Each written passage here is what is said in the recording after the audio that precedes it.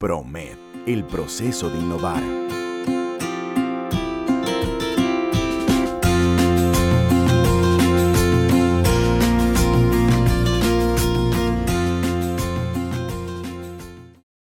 Okay, vamos a empezar el día de hoy. Como les dije, puntualmente el objetivo es tener claros los criterios para una cuantificación e identificación mediante cromatografía de gases.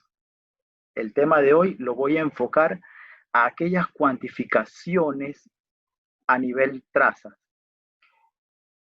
Y también quiero explicarle lo que son las categorías de ensayo. Tenemos distintas categorías de ensayo, ya que cada una tiene un objetivo diferente.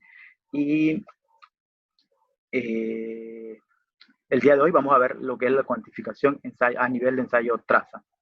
El segundo objetivo que tengo es que tengan muy claro cómo funciona el modo de adquisición SIM y el modo de adquisición por monitoreo de reacciones múltiples para un analizador de masa en tándem. Cuando con estos conocimientos usted va perfectamente a identificar cuáles son los beneficios o qué es lo que usted necesita para los lineamientos del laboratorio al cual pertenece. Tomando un poco lo que vimos la semana pasada en la presentación de validación y verificación de método, siempre todo adecuado al propósito. Todo empieza por definir un objetivo, definir un plan, cuál va a ser mi alcance, cuáles van a ser mis matrices, cuáles van a ser mis rangos de concentración.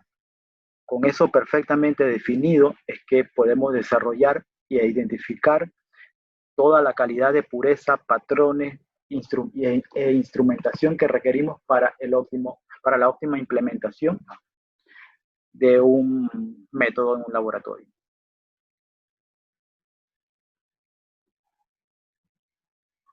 Estos son los temas que vamos a ver el día de hoy. Una introducción a lo que es la espectrometría de masa, un punto, y pienso que este para mí es el punto número uno a resaltar entre todos los puntos del día de hoy, lo que es el efecto matriz. El efecto matriz, he notado que es algo que no se toma mucho en cuenta en general en los laboratorios, pero sí afecta realmente la respuesta de todos los resultados.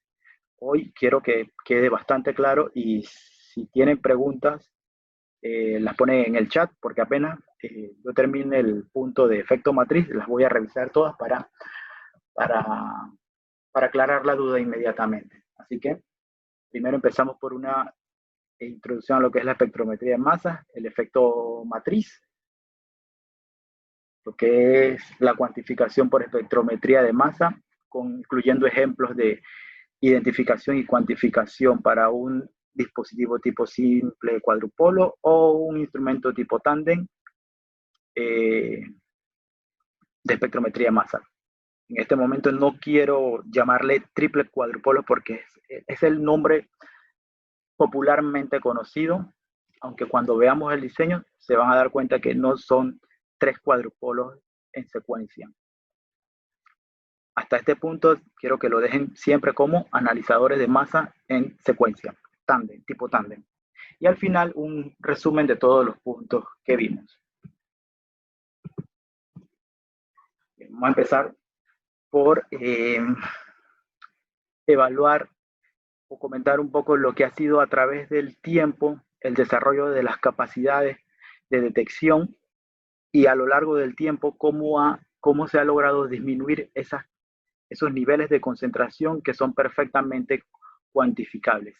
Esto ha ido siempre en perfecta sincronía con lo que es la tendencia a aumentar la selectividad en la detección, hasta el punto que estamos hoy en 2020 y la herramienta cuantitativa confirmatoria es aquella que te brinda información estructural del compuesto que estás intentando primero identificar y luego cuantificar.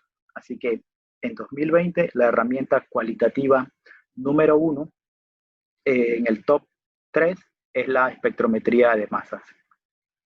Parece poco, pero en verdad es mucho, ya que existe una gran diversidad de combinaciones de detectores de masa con cromatógrafos líquidos, gaseosos, y entre los detectores de masa existen diversas combinaciones de fuentes de ionización, analizadores de masa, y esto permite que existan distintas combinaciones. Eso es un abanico muy grande de posibilidades a la hora de elegir cuál es el cromatógrafo y cuál es el detector de masa que requiero para mi trabajo a desarrollar.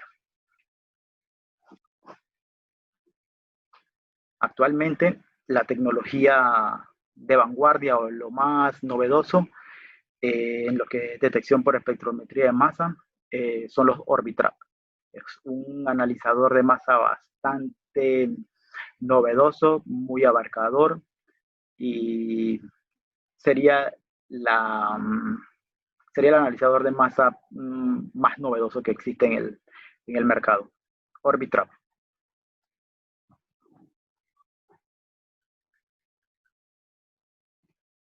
Y entonces, continuamos. Tenemos, como les comenté al principio, básicamente, dependiendo de cuál literatura usted revise, normalmente va a encontrar que hay 6 categorías de ensayo, 4 categorías cuantitativas y 2 solamente o de identificación o un ensayo presencia-ausencia. Para todos los ensayos que son tipo cuantitativo, el grado de verificación, si ya es un método normalizado o si es validación para un método desarrollado por el laboratorio, básicamente incluye una validación de todos los parámetros necesarios. Hoy, y siendo el más complejo, aquel que contempla validar cada uno de los parámetros, decidí basar la presentación en lo que es un ensayo cuantitativo a baja concentración, ya que cada uno de los parámetros de validación se debe realizar. ¿Cuál es el ejemplo?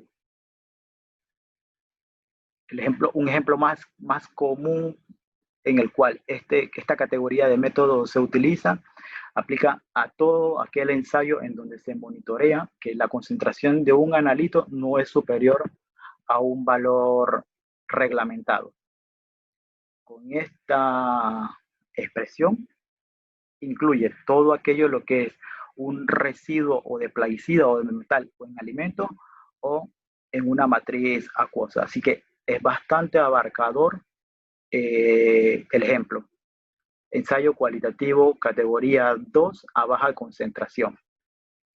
La muestra a evaluar está sujeta a un criterio de aceptación a una muy baja concentración. Y el resultado sea una concentración mayor a la permitida o una concentración menor a la permitida es muy importante, ya que sobre esa muestra se van a tomar decisiones. Es un nivel de concentración al que se trabaja muy bajo, por lo cual hay que estar muy seguro del resultado, ya que implica que si el reporte de una muestra marca con una concentración superior a la permitida, pues ahí se debe tomar una decisión, o si es menor, pues se va a obviar de esta decisión y hay que estar seguro en si realmente esa respuesta que estoy obteniendo es la correcta. Cada vez que se genera un resultado utilizando un método de este tipo de categoría 2, nivel de concentración muy bajo, se requiere confirmar el resultado, ya sea que el resultado sea positivo o negativo. Cuando tienen un resultado negativo, un resultado en donde la concentración obtenida no supera el valor máximo permitido, se debe tener muy presente que la calibración con la que se cuantificó está aceptable, está bajo control, está generando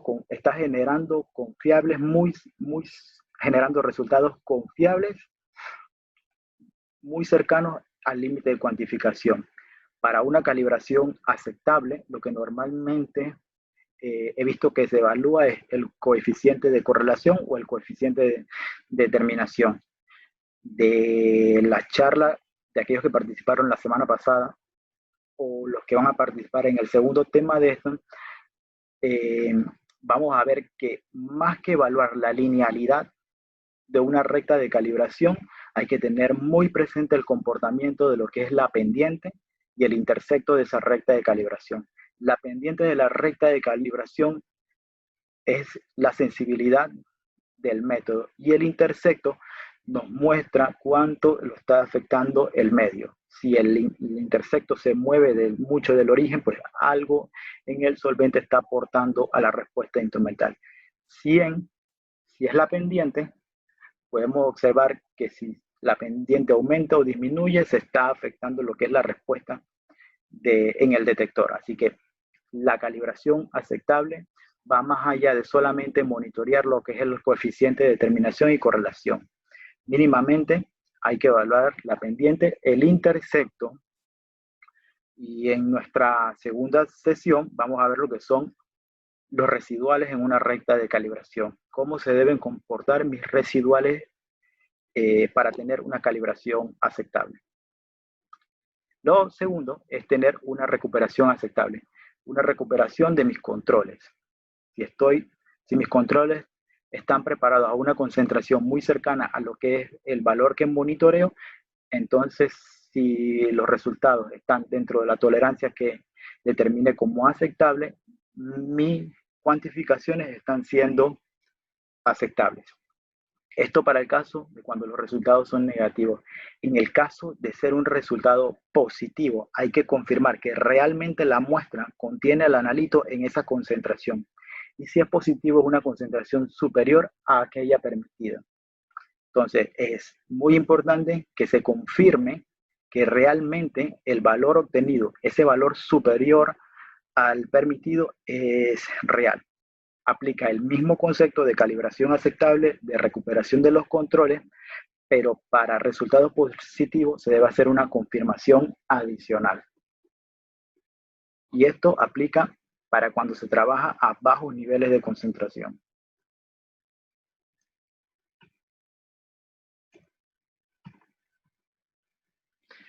Bien, ¿en qué consiste esa confirmación adicional? Consiste en realizar el mismo método utilizando una columna diferente, un detector diferente, derivatizando el analito o utilizando un método alternativo.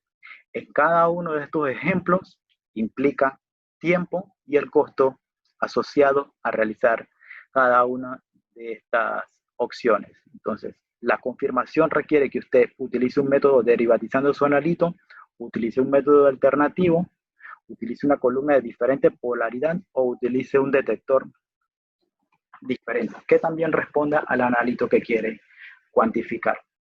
Para los casos 1 y 2, en donde se puede cambiar o la columna o el detector, hay distintas combinaciones posibles, pero en el caso de realizar su cuantificación mediante cromatografía de gases y utilice un detector tipo FIT, captura electrónica, nitrógeno, fósforo o termoflama, la combinación más aceptable es utilizar dos columnas de polaridades diferentes y que estas dos cromatografías se realicen detectándose con dos tipos de detectores diferentes. Esto para el caso de cromatografía gaseosa. En el caso de cromatografía líquida, la combinación que genera un resultado aceptable como confirmatorio es utilizar dos columnas de distintas polaridades y utilizar detectores selectivos, como lo son el fluorescencia y aquel que da información estructural como el arreglo de diodos. El detector de fluorescencia, a diferencia del detector de radiación de ultravioleta visible, es de mayor selectividad, ya que la respuesta detectada en el detector proviene de un estímulo específico. En un detector de fluorescencia se aplica un estímulo específico para obtener una respuesta específica. Un único compuesto puede absorber de una única radiación, una única longitud de onda, pero debe responder específicamente con un valor. Esa selectividad solamente se obtiene al utilizar un detector de fluorescencia. El detector de arreglo de diodos te va a permitir obtener lo que es el espectro ultravioleta del compuesto. Entonces estás realizando dos cromatografías que te dan información estructural.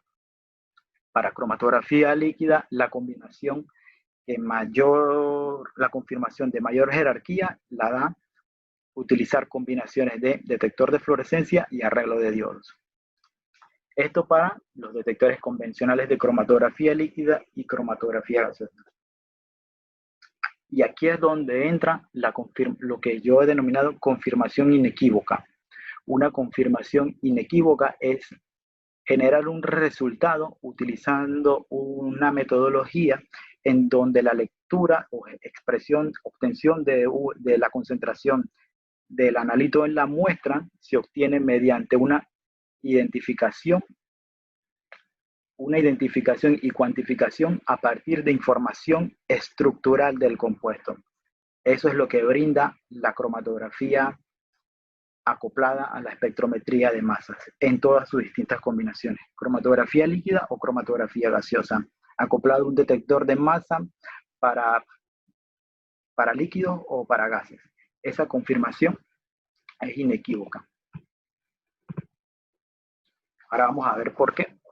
En cromatografía de gases normal con detectores convencionales, ya sea cromatografía líquida o gaseosa, el único criterio de identificación que tenemos siempre es el tiempo de retención. Ese es el único criterio que tenemos para identificar y para cuantificar las áreas.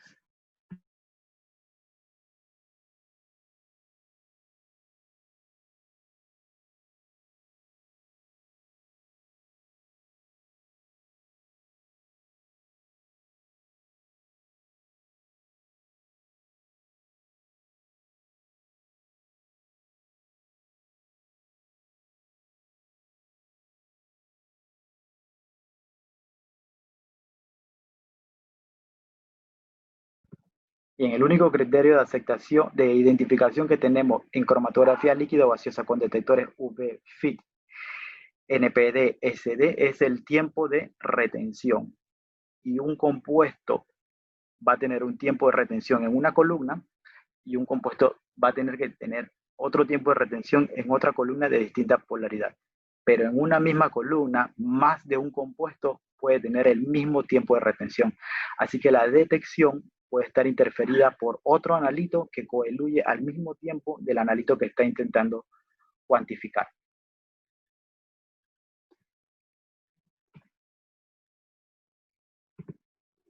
¿Alguien me puede escribir en el chat si me está escuchando, si me están escuchando?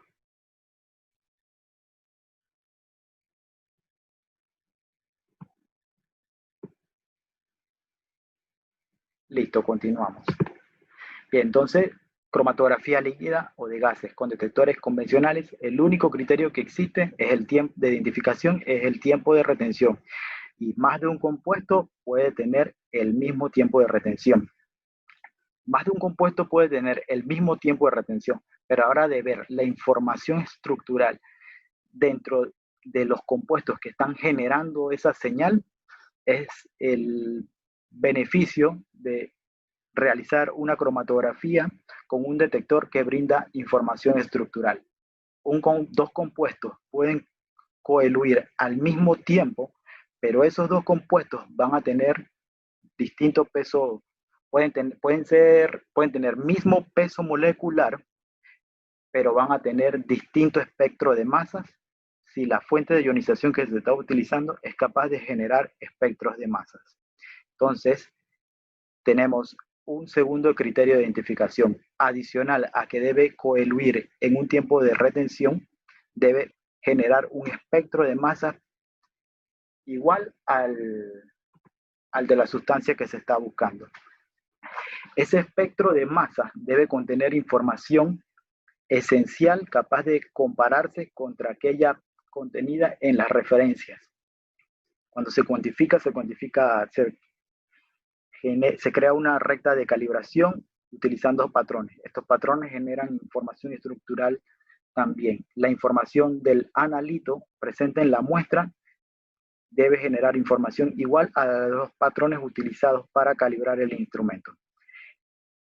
En lo que es un espectro de masa, debemos identificar siempre guión molecular, pico o base, patrón isotópico, relaciones entre las intensidades de las señales que se utilizan para identificar, y todo esto crea un conjunto de datos que son utilizados para identificar.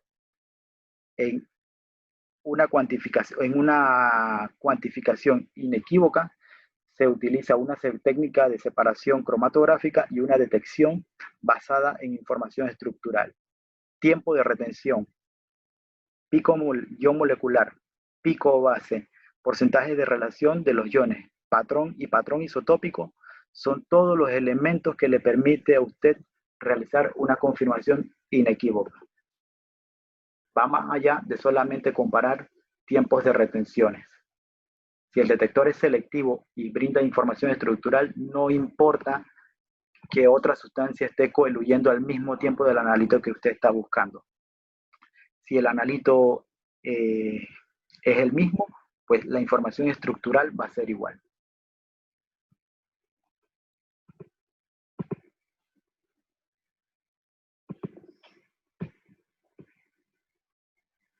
Entonces, de este primer punto de introducción, quiero que en lo que van anotando, que le pedí anotar, es que recuerden que la confirmación inequívoca es aquella cromatografía en donde la detección se hace obteniendo información estructural del analito. En el caso de utilizar cromatografía y los detectores no sean selectivos a información estructural, se requiere una confirmación.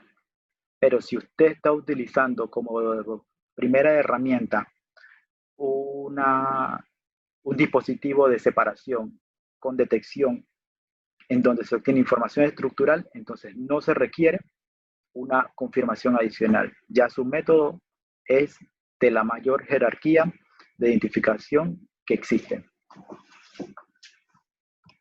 Y entonces en este punto de la introducción, lo que quiero que se lleven es cromatografía acoplada a espectrometría de masa, es una forma de cuantificación y confirmación inequívoca, ya que la identificación no está basada solamente en los tiempos de retención, sino que está basada en lo que es información estructural.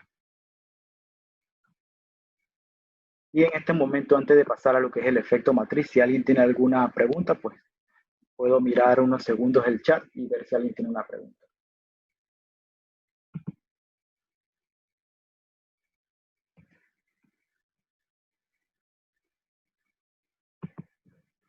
Y ahora vamos a ver lo que es el efecto matriz y cómo afecta la matriz a lo que es la selectividad, a la capacidad del instrumento de identificar y lo que es la sensibilidad.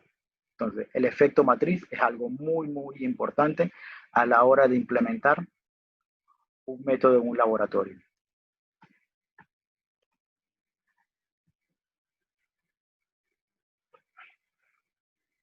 En los métodos categoría 2, en donde se va a identificar un compuesto y cuantificar y evaluar y comparar contra un valor, principalmente están pensados para muestras en donde las matrices son altamente complejas.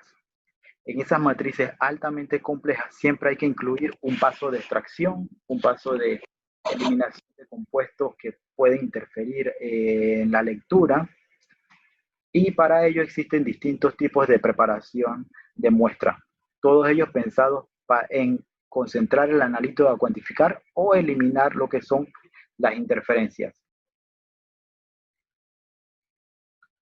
¿Por qué es importante entonces eliminar estas interferencias?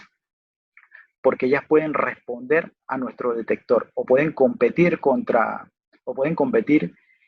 el analito a la hora de la detección. Esto va a generar que haya una incorrecta cuantificación, que haya problemas de sensibilidades que se contaminen los sistemas cromatográficos. Por eso es necesario eliminar los pasos de limpieza para evitar introducir directamente en el instrumento esas matrices altamente complejas.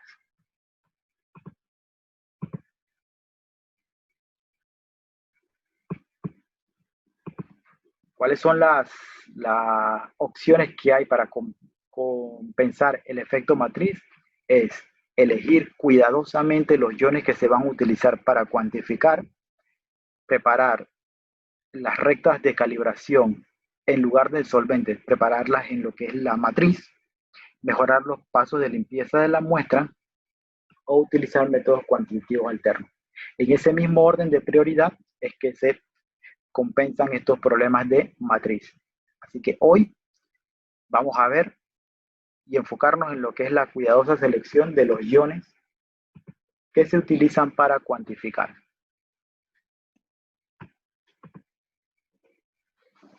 Antes de continuar, pues definir qué es lo que es la matriz. La matriz son todos los componentes presentes en la muestra, exceptuando el analito que se desea cuantificar. Todos esos componentes presentes en la matriz en algún momento pueden causar o pueden participar en el método. Y esa participación se le llama efecto matriz. Esa participación del analito va a causar un efecto. Y si se logra identificar cuál es la sustancia que está interfiriendo, pues a ello lo conocemos como interferencia. Por eso en muchos métodos está perfectamente caracterizado cuáles son las interferencias y a qué concentración interfieren en un resultado. Esa sustancia interferencia va a causar principalmente dos comportamientos.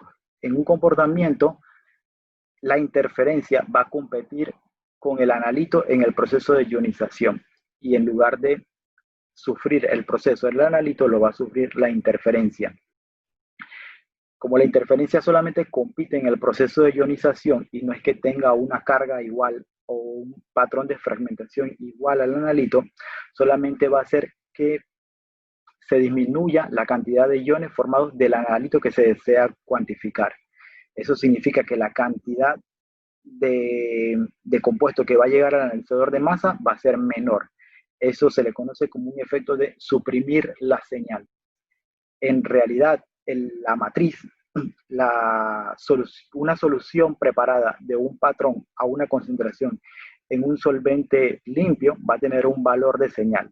Pero ese mismo analito en la misma concentración, pero en el medio de matriz, va a generar una señal inferior. Pero es debido a que la matriz causa un efecto de supresión de señal. Y la señal en la muestra se va a ver disminuida, lo que va a parecer que la señal es inferior y la concentración es menor. Ese es uno de dos principales efectos que puede causar. El segundo efecto que puede causar es que contribuye a la señal del analito y en lugar de disminuir, bueno, la señal va a aumentar y la concentración va a parecer mayor de lo que realmente es. Así que esencialmente la matriz, el efecto matriz es percibido mediante un aumento o una supresión de la señal. Todo esto comparando siempre contra la señal en un solvente limpio. Estas son las dos principales formas de identificar si en mi matriz, si en mi compuesto está sufriendo de efecto matriz. Dependiendo de la guía de validación que revisen y dependiendo de la guía de validación que revisen. Y si usted decide utilizar un método normalizado y ampliar el alcance de ese método a una matriz diferente, aunque esté cuantificando el mismo analito, necesita evaluar lo que es el efecto matriz, porque el comportamiento de ese analito en una matriz no va a ser el mismo que cuando cambia a una matriz distinta. Un analito en solvente tiene un comportamiento. Un analito en una matriz de agua potable, residual, natural, un alimento o un tejido a la misma concentración en el mismo instrumento puede generar una señal instrumental diferente para cada uno de los casos, ya que cada matriz contribuye a la respuesta del instrumento. Y puede que tenga 2 o 3 matrices iguales, pero no en todas las matrices va a tener la misma respuesta instrumental. Por eso es muy importante evaluar el efecto matriz. Y no toda recta de calibración, aunque incluya los valores de concentración necesarios, va a servir para cuantificar en todas las matrices existentes.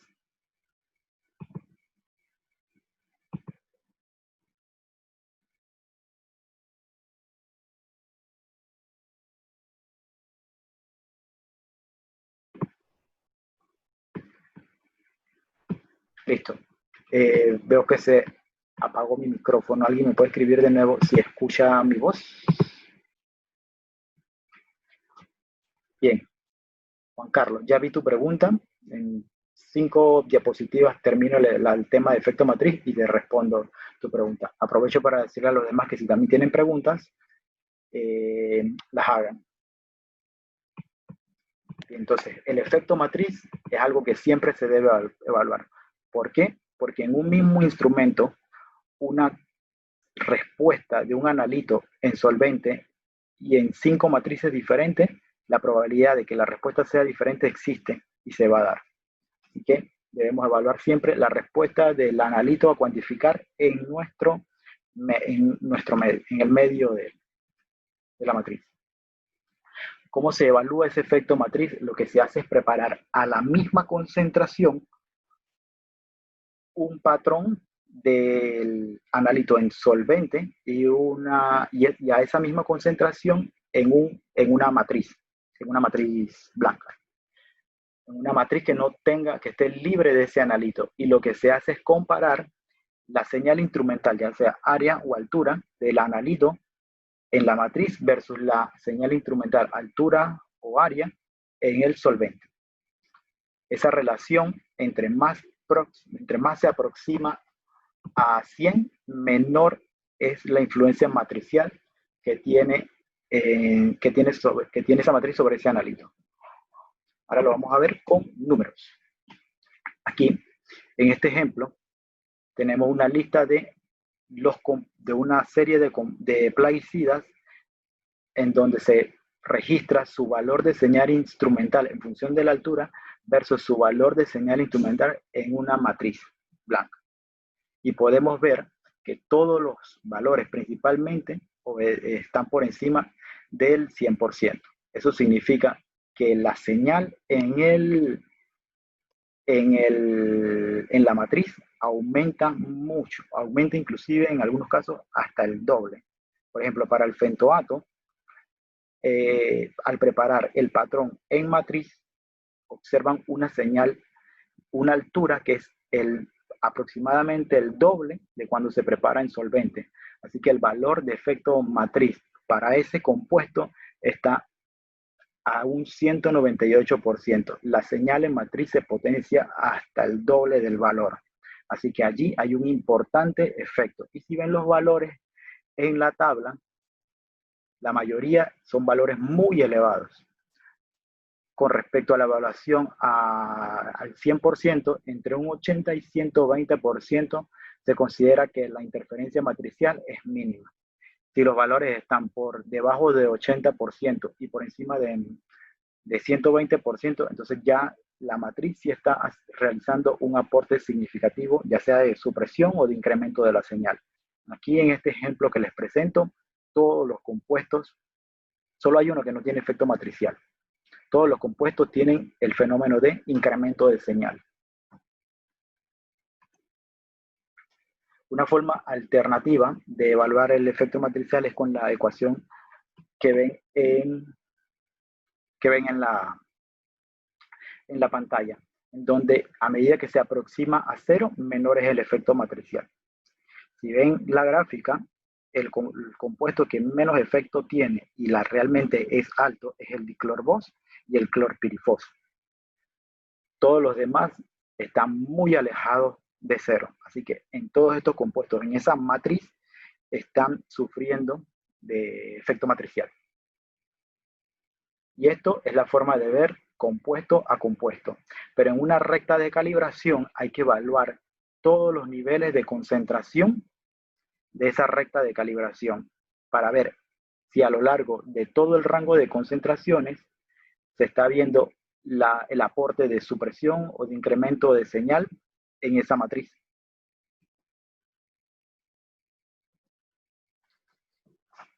La anterior era solamente evaluar las áreas a una concentración, pero como les dije, hay que evaluar el efecto matricial a lo largo de todo el rango de concentración con el cual se diseñó la recta de calibración.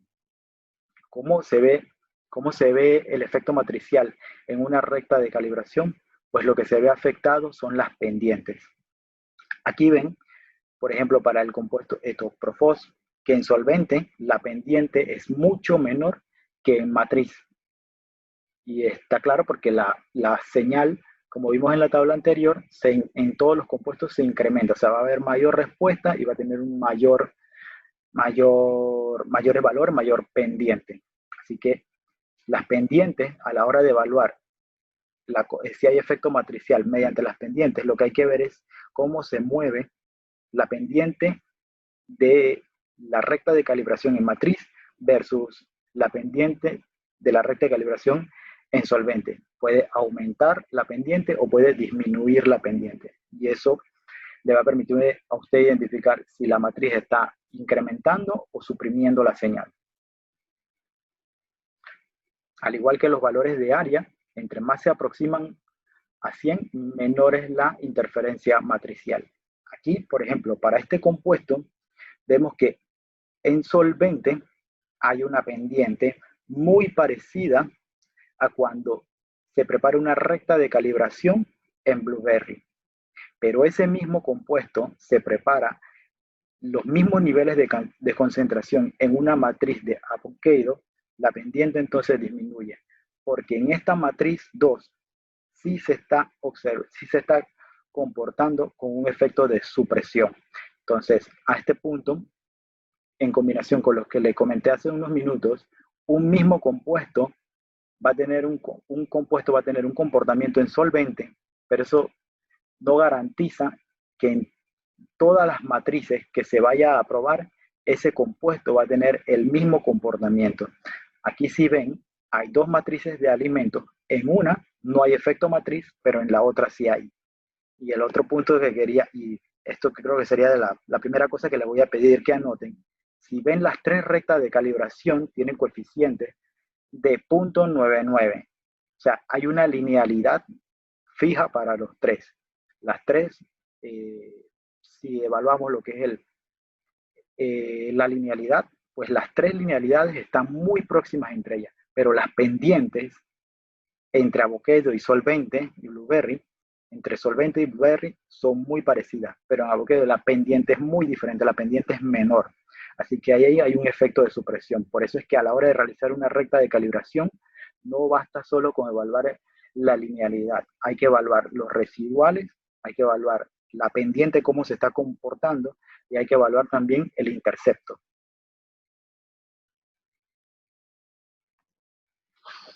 Bien, aquí, un poco más amplio, se ve la diferencia de pendientes, misma linealidad, diferentes pendientes. Los interceptos están bastante próximos. Para este otro compuesto también pues vemos que hay un incremento de la señal, y con esto es lo que quiero cerrar la parte del efecto matriz. Voy a revisar las preguntas. Y aquí hay alguien que me pregunta, cuando tengo gran variedad de matrices para un mismo analito, ¿se tendría que evaluar en todas esas matrices? Sí, la respuesta es sí. Tienes que evaluar para todas las matrices cómo se comporta.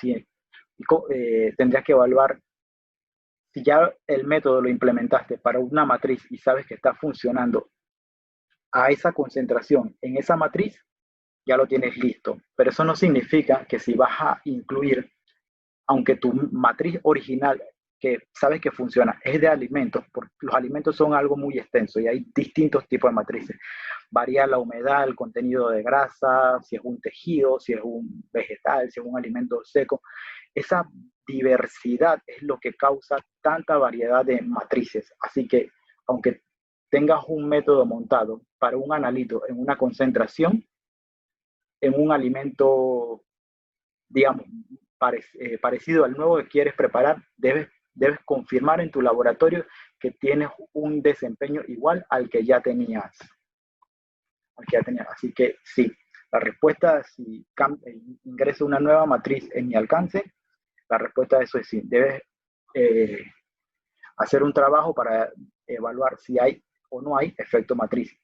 El criterio de aceptación 80-120 de la variación de las pendientes es algo que no está escrito en una guía, es una sugerencia y ese criterio lo puedes flexibilizar o lo puedes poner más rígido, 90-110% o 70-130%. Así que este es el punto en que quería llegar. Sí, siempre hay que evaluar las matrices, cómo se comporta mi analito. En solvente siempre se va a comportar perfectamente y es el punto de comparación. Otra pregunta que me hacen, el cálculo del efecto matriz sería solamente un paso inicial para la validación de un método. Sí, sería el paso inicial y va combinado con la linealidad para poder generar resultados, para hacer tus experimentos de confirmación de límite de detección o cuantificación, los recobros, necesitas una recta de calibración. Y antes de definir cuáles son los valores, debes definir si esa recta de calibración la vas a preparar en solvente o la vas a preparar en matriz. Así que el paso 1 es comparar si mi matriz me está interfiriendo. Y ahí entra en juego la simulación de matriz o de alguna forma conseguir una matriz limpia en la cual probar.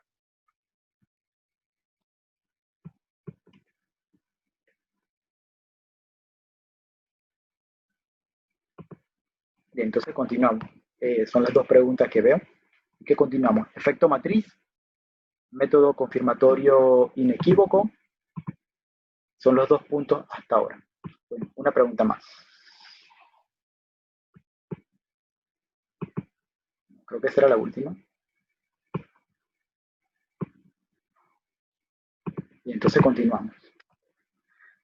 Espectrometría de masas. El diseño del instrumento que se utiliza para espectrometría de masa obedece principalmente a la capacidad de un compuesto de volatilizarse y esa capacidad se ve muy afectada por lo que es la funcionalización que tiene un compuesto. Entre más funcionalizado está, mayor es su polaridad, menor es su volatilidad. El caso de los instrumentos de cromatografía de gases, se requiere que los compuestos sean volátiles y para que sea volátil su funcionalización debe ser muy baja y por tanto su volatilidad alta. Así que el alcance de la cromatografía de gases va a los compuestos de peso molecular menor a 1000. Ese sería el alcance y de polaridad baja. Compuestos volátiles de peso molecular menor de 1000 y de polaridad baja. Hay herramientas o técnicas que se pueden utilizar para compensar lo que es la volatilidad, como la derivatización, pero no es propio del compuesto, es una modificación que se le hace al compuesto para aumentar lo que es su volatilidad. Es una herramienta válida, pero va a incluir en su procedimiento un paso extra, el paso de derivatizar, modificar la estructura del compuesto para que su volatilidad aumente. Y está fuertemente asociado a lo que es el rendimiento de una reacción. Dependiendo del efecto estérico de donde esté el grupo funcional capaz de reaccionar, pues eso es lo que va a generar un distinto rendimiento en la reacción. Lo ideal es que para que cuantifique su rendimiento de reacción llegue al 100%, eso depende de la estructura molecular. Así que la derivatización existe, no funciona igual para todos los compuestos, pero es una herramienta que se puede utilizar.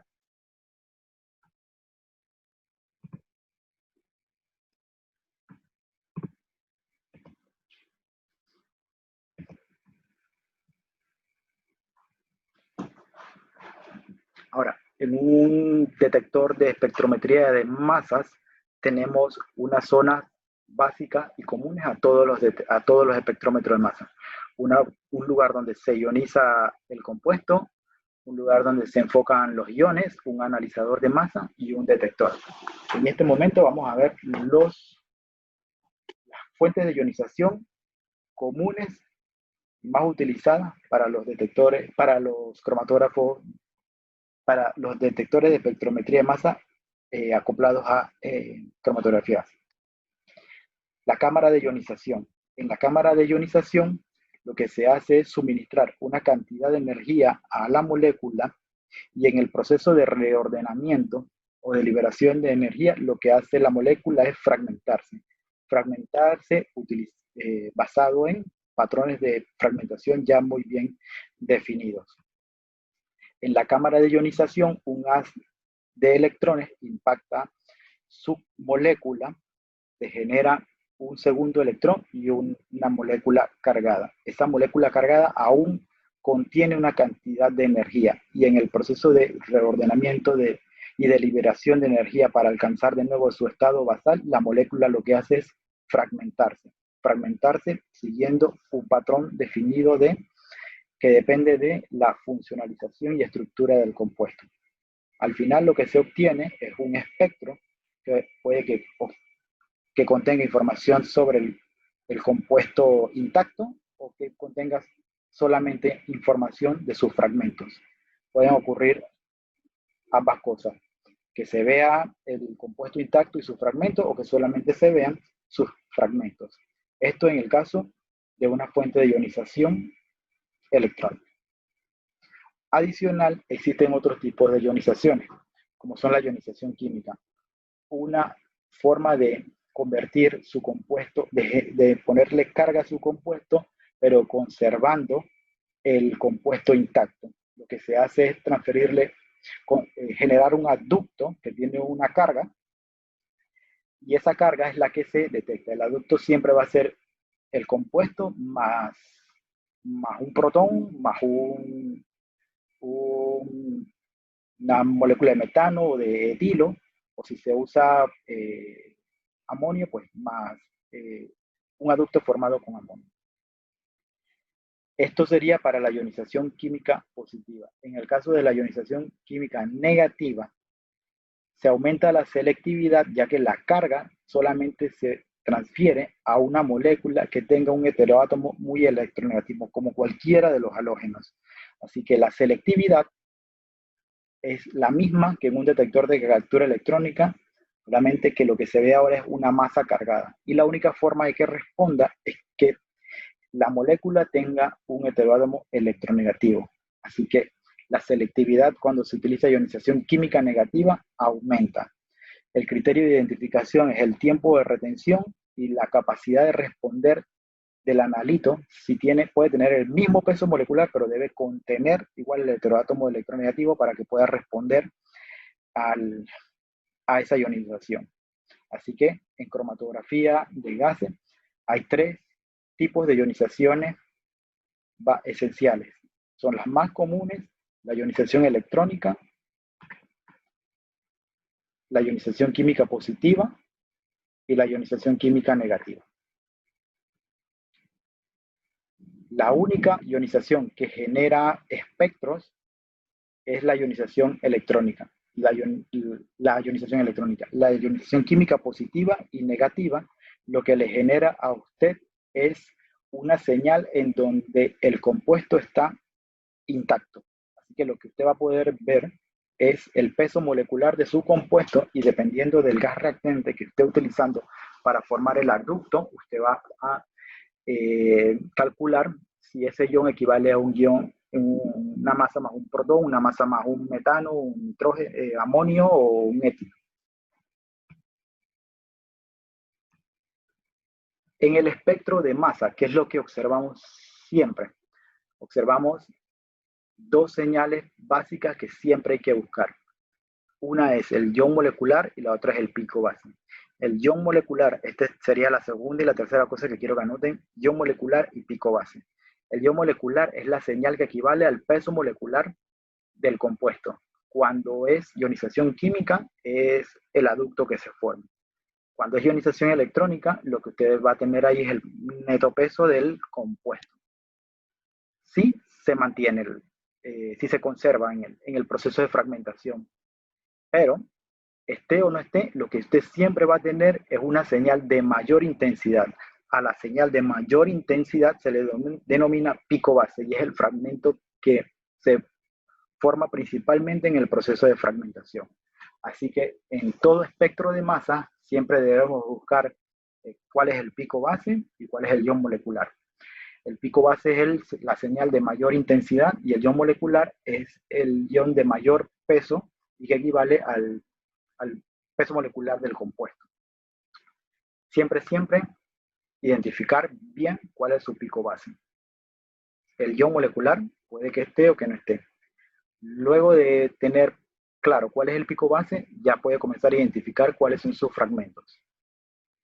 En un espectro de masa siempre va a observar que hay señales de menor porcentaje de abundancia que están alrededor de o en una mínima cantidad. Esas señales que ustedes observan ahí son la contribución isotópica del carbono y sus distintas combinaciones que puede tener también con otros isótopos, con los isótopos del hidrógeno. Así que todas esas pequeñas señales que normalmente varían a la unidad o a 2 unidades son las contribuciones isotópicas de las distintas combinaciones que pueden haber entre los isótopos del carbono y los isótopos del hidrógeno.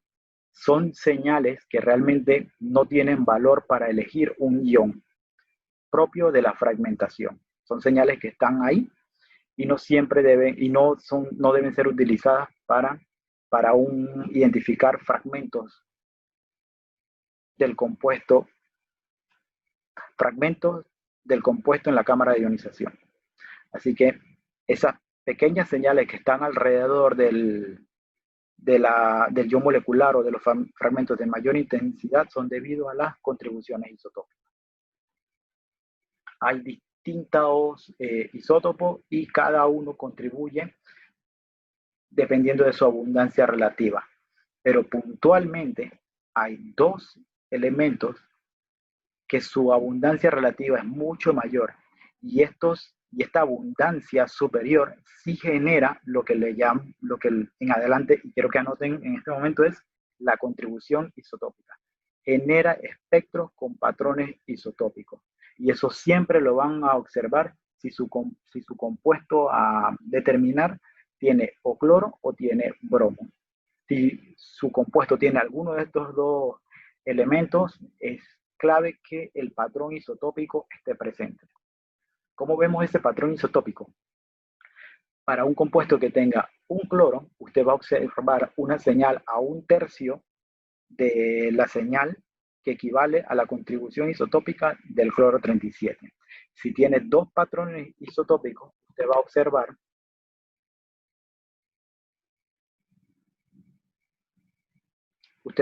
un patrón isotópico igual que el que está aquí.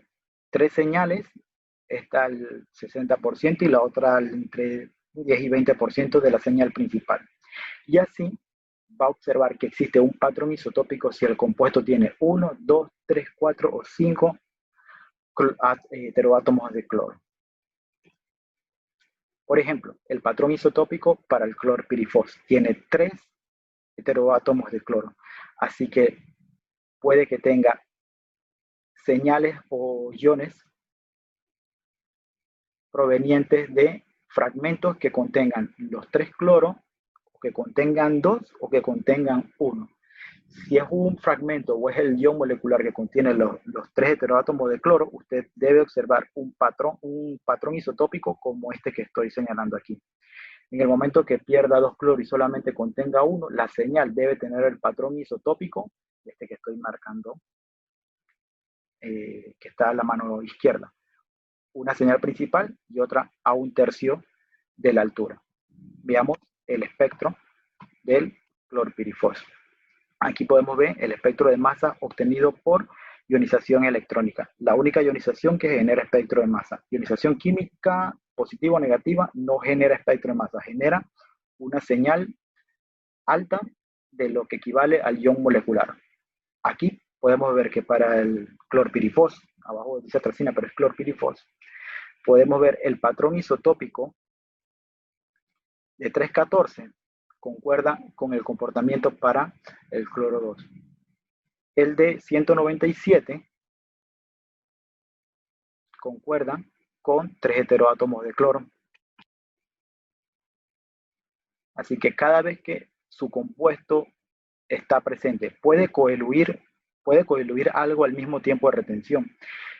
Puede generar un espectro que tenga las mismas señales de intensidad alta, mismo ion molecular, mismo pico base, quizás tenga uno o dos fragmentos iguales, pero si el patrón isotópico no está presente, entonces no es la sustancia. Por eso es muy importante tener presente los patrones isotópicos, dependiendo si su molécula tiene un heteroátomo de cloro o tiene un bromo. En el caso del ejemplo de atracina, tiene un único heteroátomo de cloro, así que debe tener un patrón isotópico como el que está a la izquierda, una señal a un tercio, una señal con una intensidad de un tercio de la del compuesto. Y aquí pueden ver que para 215, 200, pero no para 158 ni para 173 tiene ese comportamiento de patrón isotópico.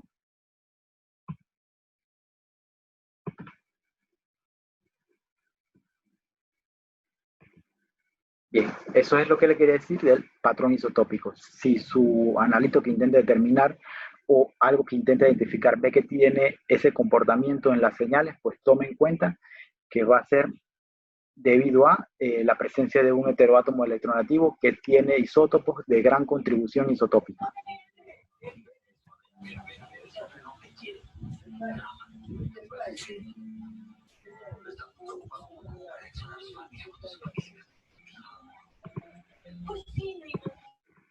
Listo. Veo una pregunta aquí, así que voy a leer. Voy a un chat, voy a leerlo. Bien, otra pregunta. Como método de confirmación en GCMS, ¿se podría realizar con las dos formas de ionización? Sí, esa es una. Si tienes un compuesto y quieres confirmar, la alternativa es realizar la ionización química. Esa siempre va a ser una alternativa a cuando tu compuesto genera un espectro de masa y ese espectro de masa tiene una total ausencia del ion molecular. Lo que haces es confirmar con una ionización química que el peso molecular del compuesto lo que hace es confirmar el peso molecular del compuesto utilizando ionización química. Así que la respuesta ahí a lo que dices es sí, lo puedes confirmar el compuesto obtenido por el espectro de masa obtenido por ionización electrónica utilizando ionización química.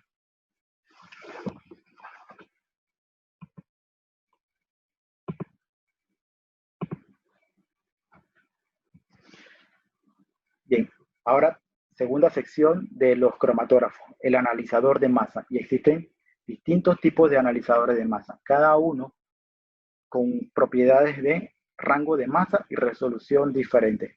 Los cuadrupolos tienen un rango de masa que va de entre 4 y 5 hasta 1090 unidades de masa. Realmente 4 o 5 no tiene gran valor porque no hay compuesto de interés que tenga ese peso.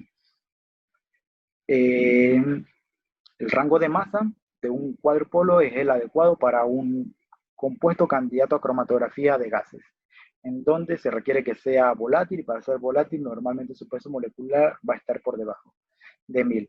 Hay analizadores de masa pensados para lo que es la determinación de masas exactas. Para eso están lo que son los tiempos de vuelo, el Orbitrap, o también se puede ver algo con la trampa de iones. Pero para cuantificación, el cuadrupolo, y lo que es el tema de la charla de cuantificación, cuadrupolo es una perfecta herramienta, te da una resolución a la unidad y te da un rango de masa perfecto para cromatografía de gases. Esas son las propiedades de los analizadores de masa. No es el único que existe el cuadrupolo, existen otros tipos como el tiempo de vuelo, la trampa de iones y las distintas combinaciones que existen entre ellos.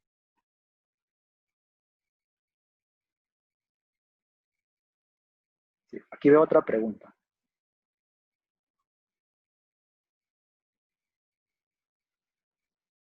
Si tengo un pico en el cromatograma y la librería me indica que pueden ser dos moléculas distintas, distintas a un porcentaje similar al 28% para los dos, ¿cómo podré discriminar de cuál sería realmente? Ahí necesitas mejorar es tu cromatografía. Porque si te está diciendo eso es porque adentro hay dos compuestos, dentro de la coelución hay dos compuestos. Hay una herramienta que se llama de convolución que te va a separar esas dos señales en cada uno de los compuestos y ahí vas a tener que comenzar a mirar los patrones de fragmentación de cada uno.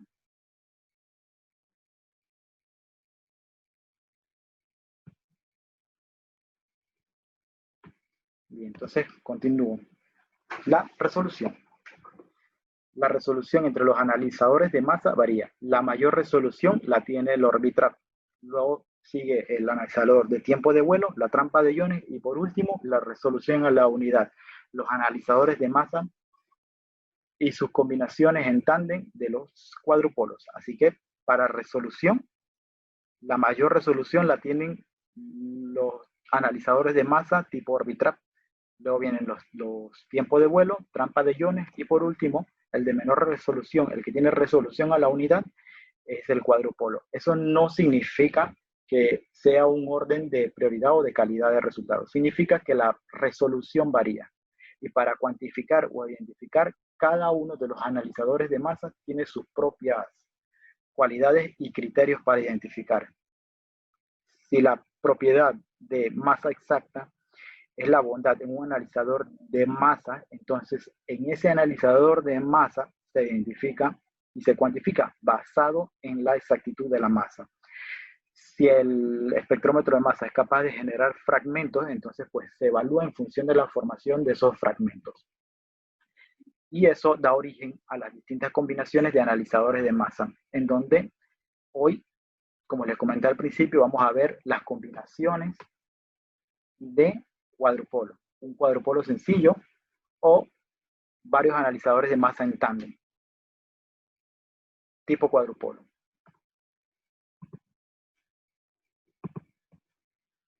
Un criterio para identificar, dependiendo de qué instrumento tienes, es, por ejemplo, si tienes un dispositivo con una resolución a la unidad y que tiene un solo analizador de masa, necesitas elegir 3 iones. Si tienes ese mismo analizador de masa en tándem, como son los QTOF, QTRAP, QURBITRAP, entonces necesitas tener 2 iones productos. Y el día de hoy vamos a terminar claramente sabiendo cuáles son esos 3 iones y qué significan 2 iones productos. Para eso, para la completa y correcta cuantificación, las variaciones entre las intensidades de los iones, como vimos, si el pico base es 100% y sus fragmentos formados tienen un porcentaje de abundancia que no debe variar entre más del 30%. Si elijo un ion de carga de masa 100 y un segundo ion de masa 50, que tiene una intensidad de 50, entonces a la hora de identificar esa variación de intensidad no debe ir más allá del 80 y no debe ir menos del 30%. Aunque en el compuesto esté presente ambos iones, si la intensidad no concuerda, entonces no es el mismo compuesto. ¿Qué es lo que tenemos a la hora de inyectar un compuesto?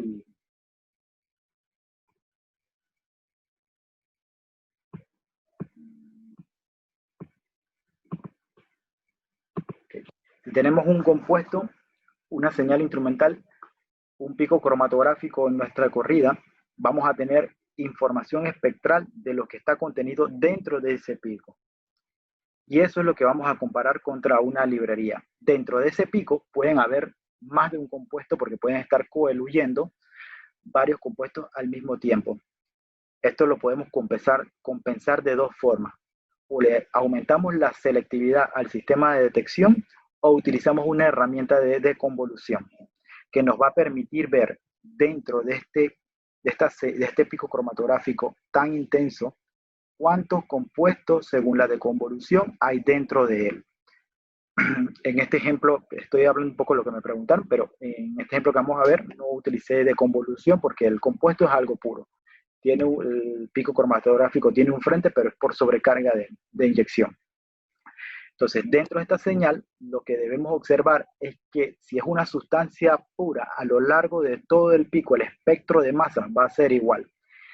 Si tomamos la información que hay al principio, en el medio y al final, y los tres espectros en cada una de las regiones son diferentes, eso ya es indicativo de que en esa zona están coeluyendo tres sustancias diferentes. Cuando promedies el espectro que hay dentro, y lo mandes a buscar en una base de datos, la base de datos te va a expresar un resultado donde dice que hay tres cosas que se parecen, pero es porque él está promediando toda la zona y toda la información contenida. Lo que necesitas en este caso es, uno, o utilizar una herramienta de convolución que sí te va a decir qué es lo que hay al principio, en el medio y al final, o mejorar tu cromatografía para que realmente cromatográficamente las tres señales estén separadas y te permita ver el espectro puro dentro de cada una de esas señales. La otra opción es que si sabes lo que estás buscando y algo te está interfiriendo, puedes modificar la adquisición del instrumento para que aumente su selectividad. Le puedes decir, quiero que me busque específicamente algo. Y a eso le llamamos modo SYN, que es lo que vamos a ver en un par de diapositivas más adelante. Bien, entonces aquí tenemos un espectro dentro del pico cromatográfico y le pedimos a la base de datos que nos busque. La base de datos es una búsqueda igual que Google. Lo que pongas en Google te va a dar un resultado de búsqueda. Aquí entra en acción el criterio del analista, de aquel que está operando el instrumento, en donde le va a tocar evaluar si el resultado que me está dando de búsqueda el software realmente tiene concordancia con lo que tengo en mi señal. El software siempre va a dar un resultado, al igual que cuando en Google ponemos una palabra y nos dan 2 millones de resultados, porque la búsqueda no la estamos filtrando de ninguna forma.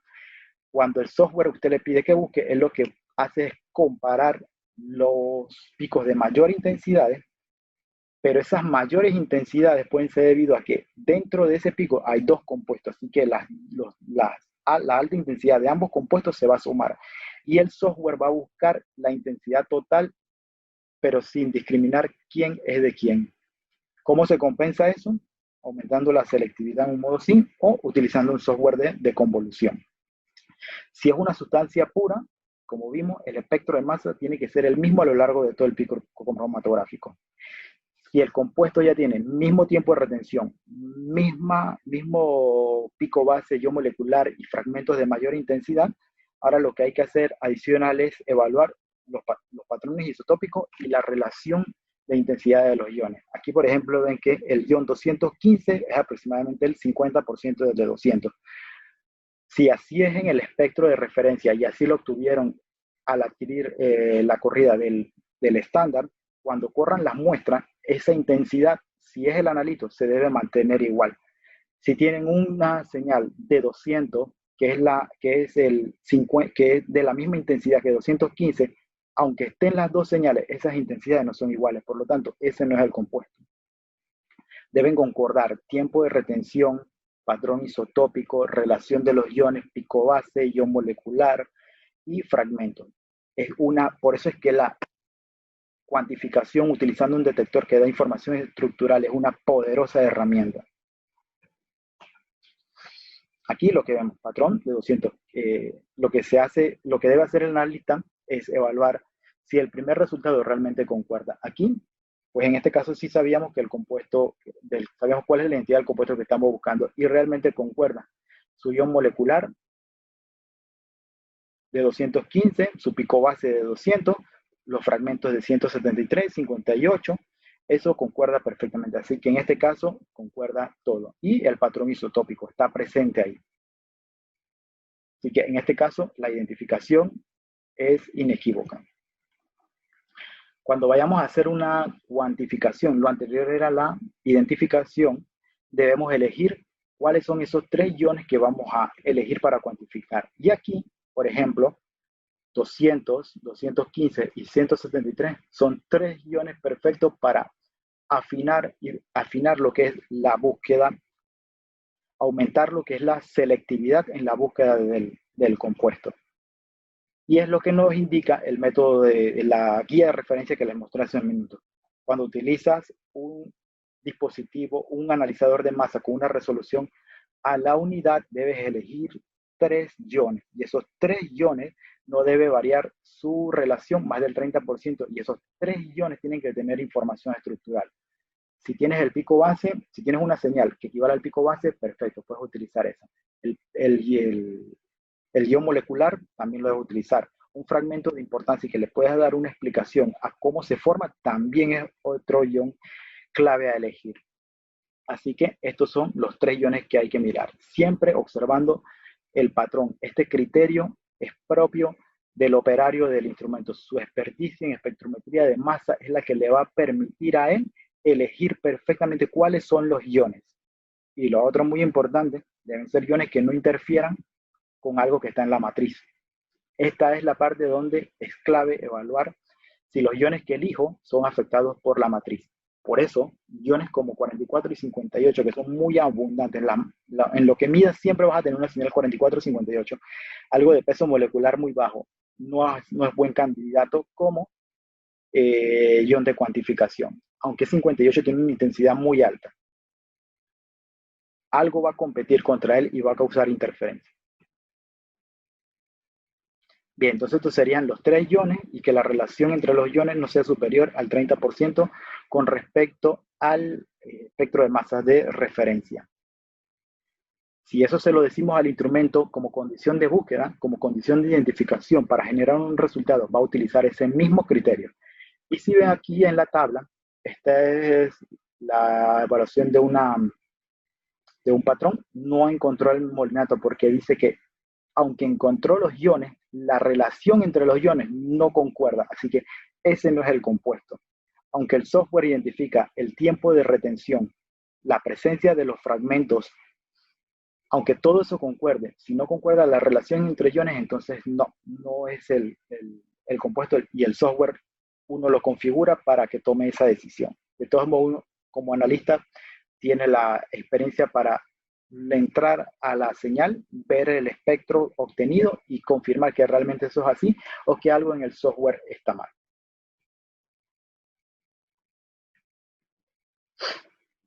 Por eso es muy importante a la hora de elegir el desarrollo del método y la configuración de adquisición, seleccionar muy bien los iones. Los iones que vas a utilizar para cuantificar, ya que ellos también se van a ver afectados por lo que es la matriz. Y la matriz va a generar señal siempre, así que va a interferir. La selección de los iones es un punto muy importante. Entonces, antes de continuar a la parte ya de cuantificación, voy a ver de nuevo las preguntas.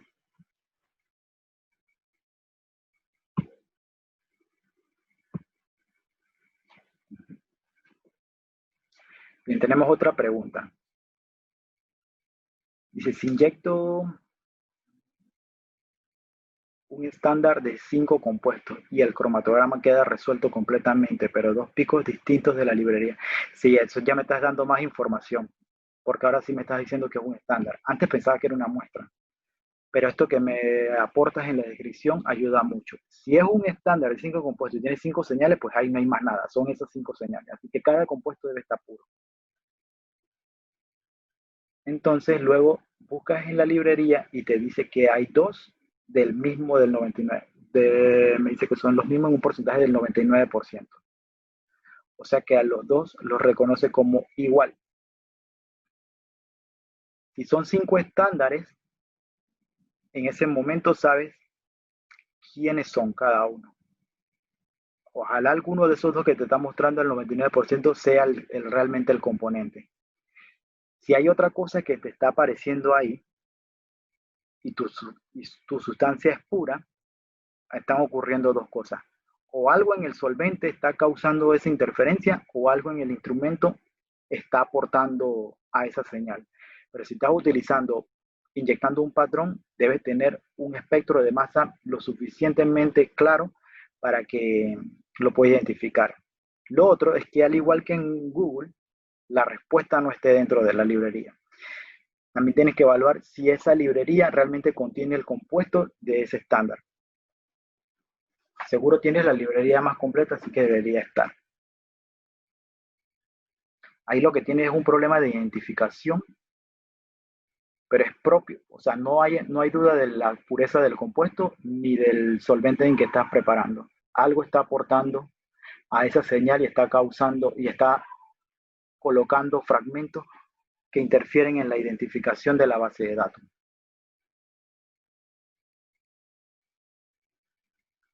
Tenemos otra pregunta y lo de Giancarlos. Si quieres luego lo vemos en detalle, porque sí me gustaría ver el espectro de lo que inyectas versus el espectro de lo que te muestra como resultado el software. Eso sí me gustaría verlo, y si te puedes conseguir una captura de pantalla de aquí a que terminemos, ayudaría mucho a aclarar la situación. Tenemos más preguntas. Al definir los iones de cuantificación, ese 30% de criterio, ¿en base a qué se establece? Sí, puede ser mayor del 30% y menor.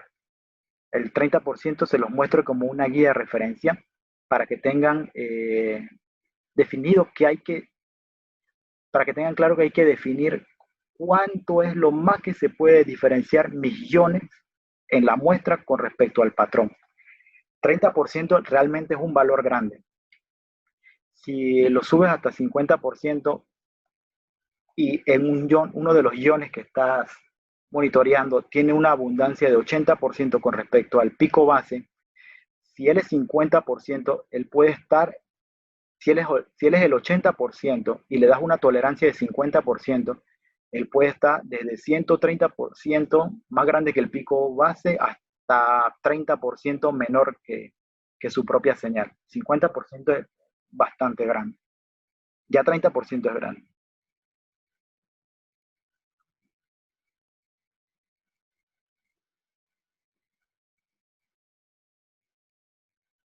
Bien, entonces el patrón. ¿Podría ser mayor del 30%? Sí, la respuesta es sí. Es un criterio que elige cada uno y que normalmente no lo vas a encontrar en la información del método. Aunque sea un método normalizado, ese detalle normalmente no aparece.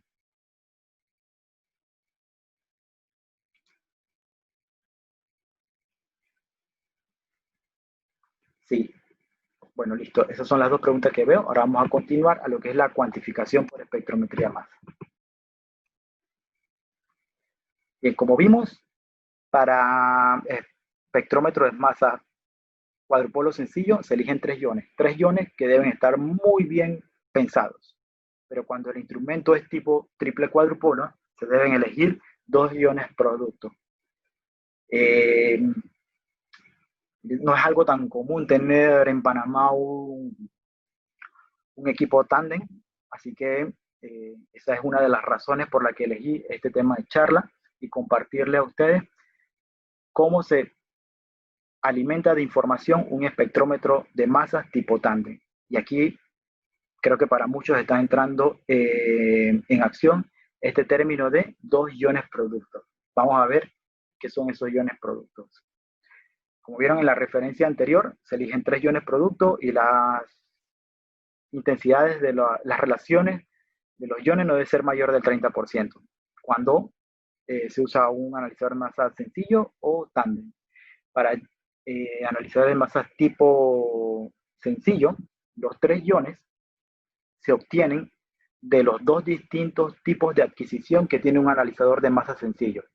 Los 2 distintos tipos de adquisición que tiene un analizador de masa sencillo son el modo scan, en donde yo le digo al instrumento, quiero que todo lo que viene de la cámara de ionización me lo monitoree en un rango de masas que debe estar dentro de la especificación del instrumento. Si mi analizador de masa ve de 5 a 1090, yo le puedo pedir que vea de 5 a 1090.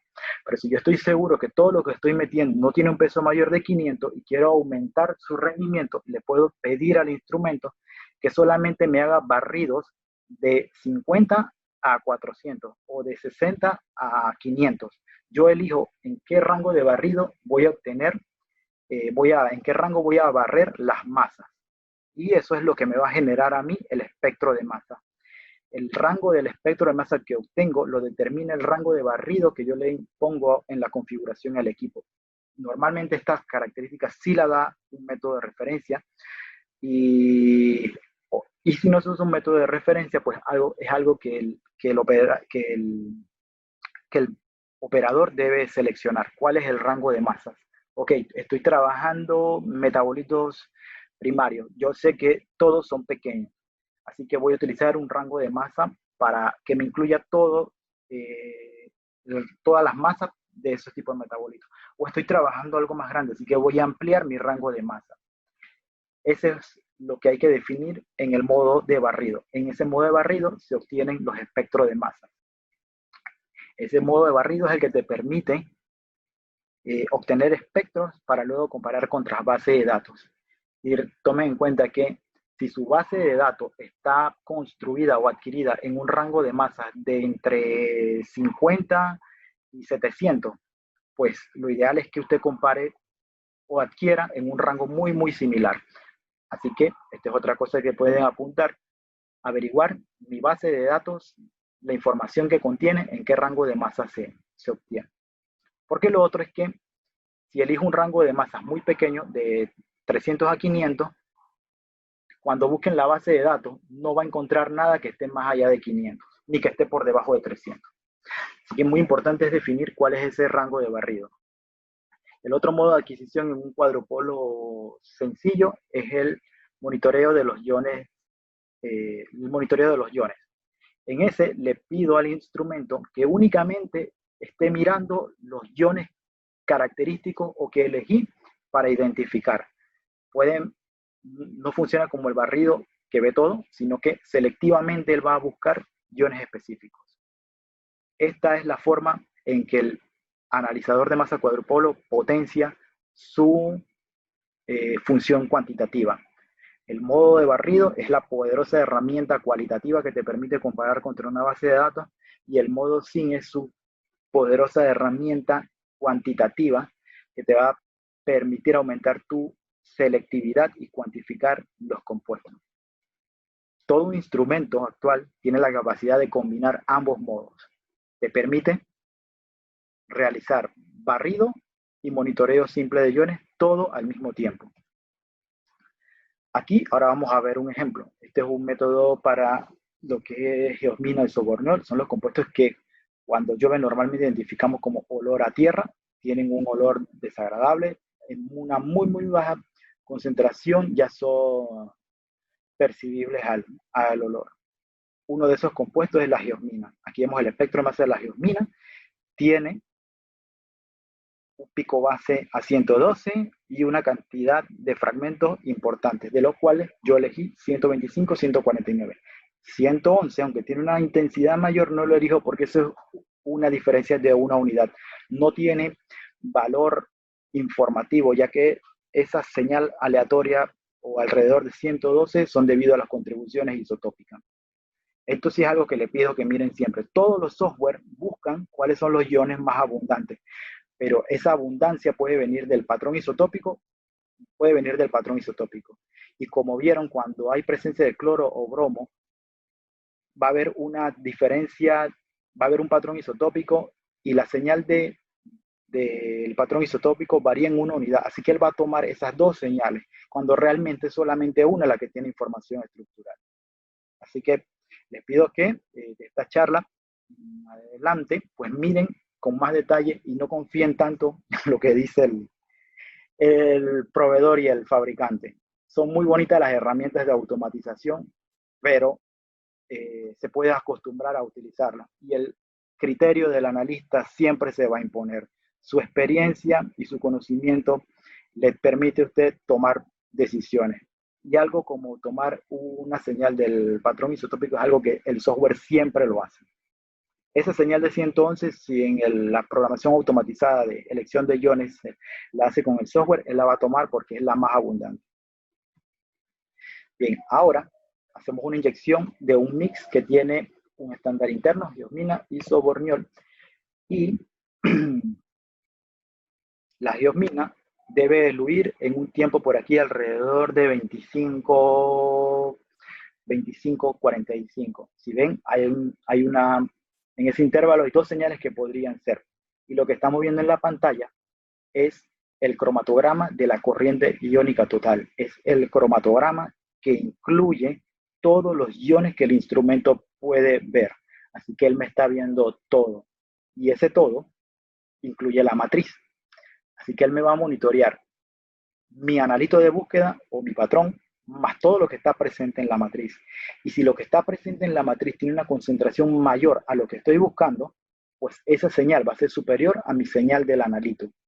Lo que hago es construir un método en donde le pido al analito, quiero que me busques información cualitativa y cuantitativa. Así que le digo, hazme barridos en un intervalo de tiempo de 0.1 que van de 60 a 400. Y con eso voy a obtener un espectro de masa. Pero al mismo tiempo, en ese intervalo de tiempo, quiero que me hagas una búsqueda selectiva de los iones que yo sé que son propios del patrón de fragmentación de mi compuesto geosmina. Y le elegí 112, 125 y 149. En este momento estamos viendo que hay señales que tienen poca forma cromatográfica, pero esa señal equivale a la corriente iónica total. Yo lo que hago para aumentar mi selectividad y mejorar mi búsqueda es decirle al instrumento ahora que me comience a mostrar únicamente los iones y le pido, muéstrame dónde está el pico 112, que es uno de los tres que elegir para la búsqueda. Y aquí comienza a aparecer mi compuesto. Este que está a 25, cerca de 25-30 por ahí. Luego le pido al software, quiero que me muestres los tres iones y aparece mi compuesto con una mayor intensidad que la corriente iónica total. Porque en mi modo de adquisición le dije, búscame de forma cualitativa, en forma de barrido, y búscame en forma selectiva, en forma para realizar mi cuantificación. Y si ven, la adquisición simultáneamente arriba, en esta parte de aquí, le da el espectro scan y abajo le da el monitoreo simple de iones. Selectivamente le estoy diciendo al instrumento en este intervalo de tiempo, búscame este compuesto y esta es la información estructural. Recuerden que siempre va a haber aporte de la matriz y como vimos, el primer cromatograma tiene muchas señales, pero son propias de la matriz. Ahora vamos a ver lo que es la adquisición en modo triple cuadrupolo. Vimos los tres iones que hay que elegir y que sus diferencias de relaciones entre cada uno de esos iones no varían más del 30%. Esos son los criterios de identificación en el detector de masa. Adicional al tiempo de retención. Tiempo de retención, iones selectivos, relaciones entre los iones. Y si ven, el compuesto no tiene heteroátomos electronegativos ni uno que le genere un patrón isotópico muy marcado. En un analizador de masa tipo triple cuadrupolo, lo que debemos monitorear son dos iones productos. En un analizador de masa tipo triple cuadrupolo, lo que tenemos es una cámara de ionización igual a la del tipo cuadrupolo sencillo. Esta parte es de cuadrupolo sencillo. Tenemos la cámara de ionización, un enfoque de óptica, y para el ejemplo de cafeína que estamos viendo aquí, el compuesto tiene un peso molecular de 194. Suministramos energía, obtenemos en cierta abundancia el compuesto intacto y sus fragmentos en menor abundancia. En este espectro, el ion molecular es igual al pico base y los fragmentos tienen una abundancia menor. Esta abundancia que vemos por aquí de el fragmento de 109 está cerca del 70%. Esa relación del 70% con respecto al pico base es la que no debe variar más del 30%. Y este otro que elegimos, que está cerca del 30%, tampoco debe variar 30 hacia arriba, 30 hacia abajo. Aquí es donde entra en acción cuánto rango de tolerancia le doy. Si el ion que estoy eligiendo como ion de búsqueda, su abundancia es de menos de 30, si elijo 30% de tolerancia y su abundancia es de 30%, su rango de aceptación va de 0 a 60. Así que aquí debería ser un rango menor. Si el de acá está por 70% y la tolerancia es 30%, va de 100% hasta 40%. Aquí es donde es importante cuánta tolerancia le doy a esa relación de iones. Si la abundancia es mucho menor, pues entonces, por muy pequeño que sea la señal que encuentre, si la tolerancia que le dimos es grande, él lo va a identificar como positivo.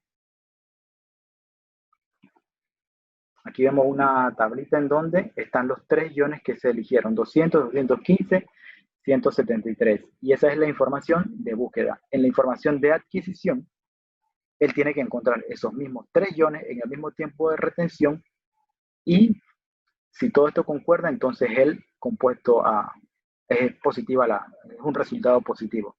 En el caso de encontrar una misma señal, pero que la relación de iones no concuerde, lo va a marcar como relación de iones no concuerda. Así que hay algo que tiene el mismo tiempo de retención, pero no contiene la misma relación de iones. Así que eso lo identifica como negativo.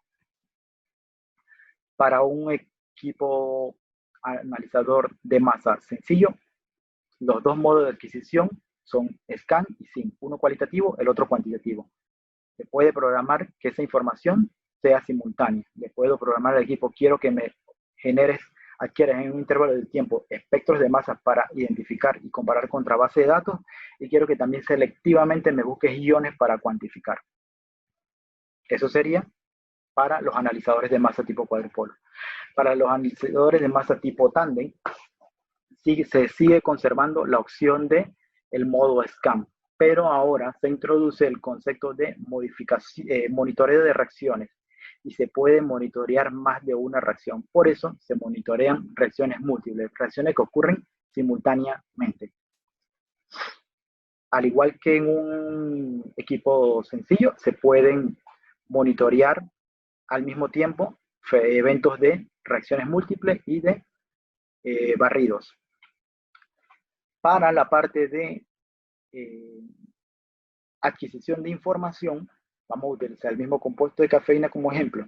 En la cámara de ionización se suministra energía a la cafeína y se forman 3 principales fragmentos. Uno de ellos, el pico base, equivale al ion molecular. Y los otros 2 son fragmentos de menor peso. Cuando se va a realizar una cuantificación en un triple cuadrupolo utilizando monitoreo de reacciones múltiples, el único ion que no hay que elegir es aquel que equivale al ion molecular. Puede que sea el pico base o puede que no sea el pico base. ¿Por qué no se elige el ion molecular? Porque lo que haría es nuevamente introducir el mismo compuesto a un nuevo proceso. Lo que se quiere es aumentar la selectividad utilizando un fragmento de ese compuesto. Así que en un primer paso se obtienen fragmentos y esos fragmentos, uno que tenga una buena abundancia, es el que se elige para subsecuentemente realizarle un experimento de colisión que genera iones productos. Al ion que elegimos para realizarle esas colisiones le llamamos ion precursor. A ese ion precursor, que no debe ser el ion molecular, le suministramos una cantidad de energía. En la cámara de ionización se utiliza un filamento que genera un haz de electrones, pero acá la segunda fragmentación se va a realizar mediante la colisión con un gas reactante. Normalmente es argón. A ese fragmento se le suministra por colisión y con una cantidad de energía definida un choque con el gas reactante que va a producir nuevos fragmentos. Esos fragmentos nuevos que se forman son los que se monitorean. Así que a ese ion precursor se le aplica una cantidad de energía que va a generar nuevos fragmentos. Estos nuevos fragmentos son los iones productos. Y la cantidad de energía que se utiliza para generar ese ion producto se le conoce como energía de colisión. Y a cada uno de estos procesos de formación de iones productos a partir de un ion precursor, utilizando una cantidad de energía específica se le conoce como una reacción o una transición. Cada uno de estos eventos corresponde a una transición y el instrumento puede monitorear varias de estas transiciones al mismo tiempo. Por eso el modo de adquisición se llama monitoreo de reacciones múltiples.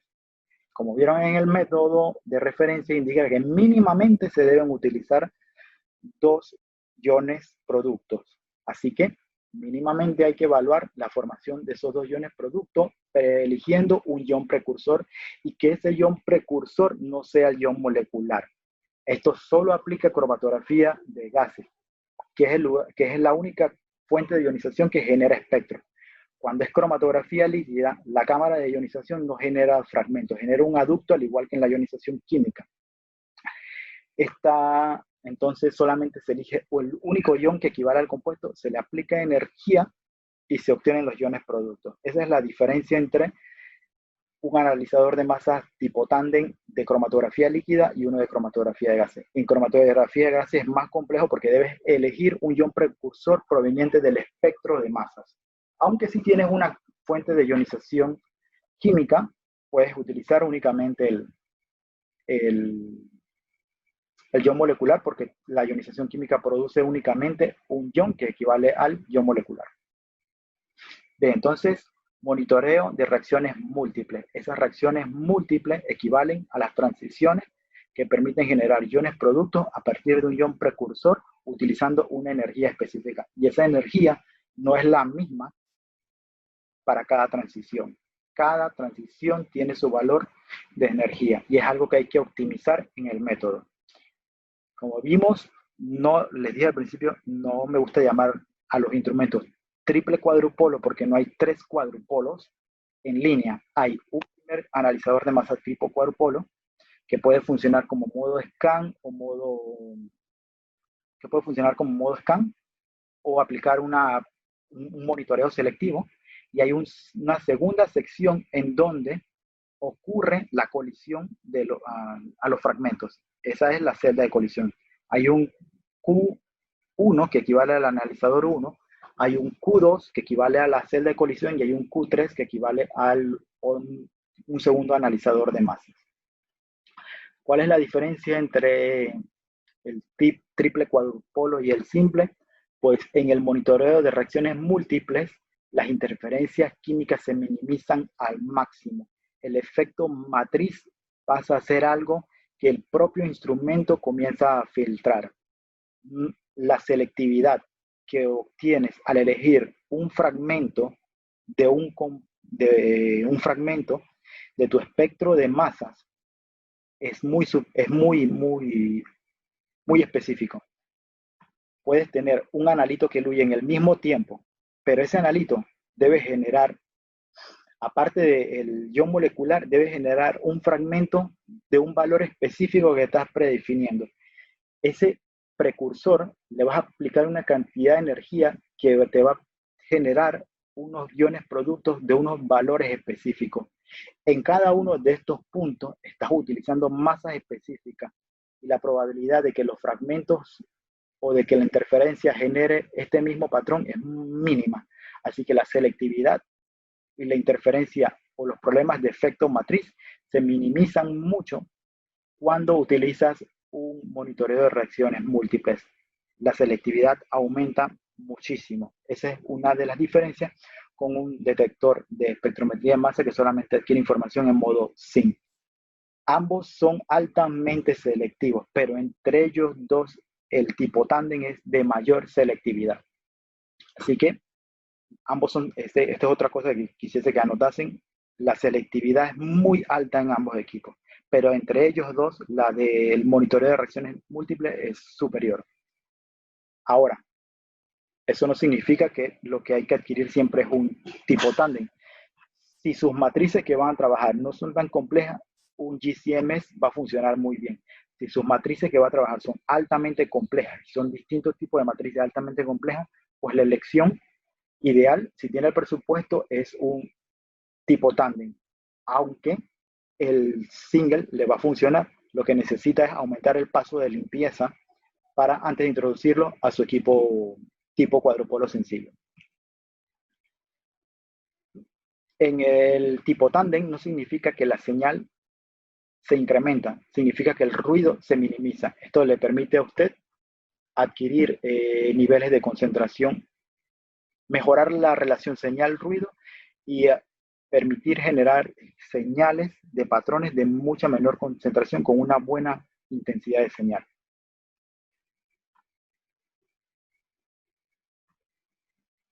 La diferencia a la hora de construir un método instrumental para un modo de adquisición SIN o MRM es que en el modo SIN te coloca el nombre, coloca el tiempo de retención y la información de los iones de referencia 1, 2 y junto al ion objetivo completa los 3 iones. En el modo RM necesita elegir un ion precursor, evaluar cuáles son las energías que generan esa mayor cantidad, que generan mayor abundancia los iones producto y configurar cada una de esas transiciones. Vamos a ver un ejemplo de lo que sería cuando tengo un compuesto y quiero crear un método MRN. Ahora tengo este compuesto llamado malatión, tengo su espectro de masa, sé que su peso molecular es 330, no lo veo en el espectro, así que el ion molecular no está presente, pero sí veo iones de buena abundancia, como el 29, 93, 125 y 173. No está presente el ion molecular 330, así que voy a elegir el 173. A ese 173, que es un fragmento del compuesto, le voy a aplicar una cantidad de energía. Y esa cantidad de energía me va a producir distintos fragmentos de menor peso. Ahora debo evaluar qué cantidad de energía me genera en mayor intensidad cada uno de estos fragmentos. Y para la generación de intensidad del ion 145, la energía de colisión de 5 electronvolts me genera un ion de 145 con muy buena intensidad. Para una transición de 173 a 127, también 5 electronvolts me genera un ion producto de muy buena intensidad, 127. Así que elijo la transición 173 a 145, 173 a 127 con energías de colisión cada una de 5 volts. Cuando construyo mi método, debo decirle en qué tiempo de retención, cuál es el tiempo del ciclo de adquisición, cuál es la transición, cuál es la energía. Y con eso construyo la información de cuantificación en el modo MRN para cada uno de mis compuestos. Cuando van a la literatura y ven esta información, aquí les pongo un ejemplo de cómo presentan en un artículo esta información. En este evaluaron 2 compuestos en modo SIN y modo MRN. Si ven por aquí, los límites de cuantificación son diferentes cuando tengo un instrumento single que cuando tengo un instrumento tándem. Al menos 10 órdenes de magnitud. Y la información de cuantificación me la presenta como unos iones, que deberían ser mínimos 3, pero la información para el tipo tándem me la presenta como transiciones. Aquí, como ven, hace falta la información de la energía. ¿Con qué energía se adquieren esas transiciones? Acá, en otro artículo, el autor presenta la información de una forma diferente. Me dice el compuesto, me dice quién es el ion precursor, quién es el ion producto, y me da la energía para cada uno, la energía de colisión de cada uno de los compuestos. Si ven aquí, cada compuesto tiene una energía de colisión diferente y me da 2 transiciones. Una para cuantificar, otra para confirmar. Esta sí cumple con lo que vimos como criterio anterior. 2 transiciones. Necesito información de la energía que se utiliza en la colisión, quién es el ion precursor, quién es el ion producto. En un software, pues esta información siempre hay que alimentarla. Y este ejemplo lo traigo de un software en donde usted ve la transición, cantidad de energía, transición, cantidad de energía, transición, cantidad de energía. Y el intervalo de tiempo en que aparece ese compuesto. Si ven, en un mismo tiempo, diclorpos, melfinbos y dimetón, etoporfos, todos aparecen en un intervalo de tiempo fijo. Así que todos esos compuestos se buscan dentro de ese intervalo de tiempo. Para ir ya concluyendo, la selectividad y la capacidad y niveles de cuantificación es muy superior en un instrumento tipo tándem. Su bondades están enfocadas a lo que es el ensayo cuantitativo. Es una poderosa herramienta cuantitativa cuando lo combinas cuando comparas contra espectros de base de datos. Y las interferencias se ven minimizadas cuando utilizas un instrumento tipo tándem. Las señales instrumentales son más específicas, se ven menos afectadas por lo que es la interferencia de matriz, y la relación señal-ruido es muy superior en un instrumento tipo tándem. Así que con esto ya cierro la sesión de hoy, y es lo que le quería mostrar. La cromatografía acoplada a un detector con información estructural es una confirmación inequívoca, confirmación cualitativa y cuantitativa. El efecto matriz es algo que siempre hay que tomar, aunque tengan el mismo analito. Si usted va a introducir una nueva matriz, hay que evaluar si esa matriz va a causar un efecto de incremento o supresión de la señal. Los iones que se utilizan para cuantificar deben ser muy bien pensados. En el espectro de masa no basta únicamente con mirar el pico base ion molecular, también hay que mirar la relación de iones, los patrones isotópicos, definir los rangos de masa en que se adquieren esos espectros. En cuantificación, la superioridad de la combinación cromatografía y espectrometría de masa es muy alta. Esto da origen a una diversidad de combinaciones de analizadores de masa con fuentes de ionización que permite alcanzar distintos niveles de cuantificación. Ambos tipos de adquisición son confirmación inequívoca.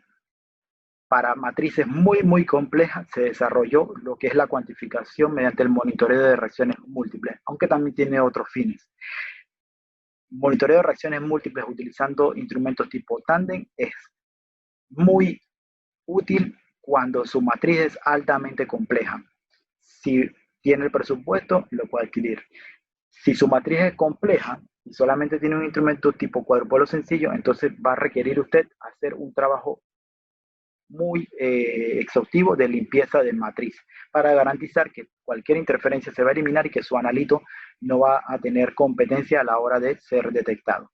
Así que sí, single o triple quad, cada uno tiene sus bondades, pero adicional en el laboratorio se pueden hacer cosas para mejorar la calidad de la muestra que se va a introducir.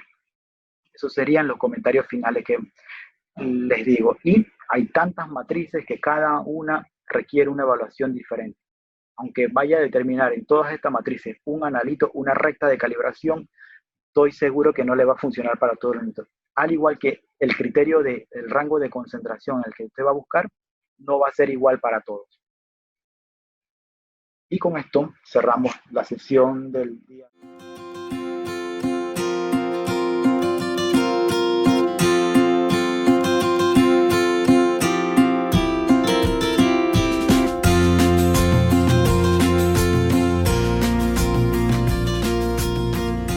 PROMED, el proceso de innovar.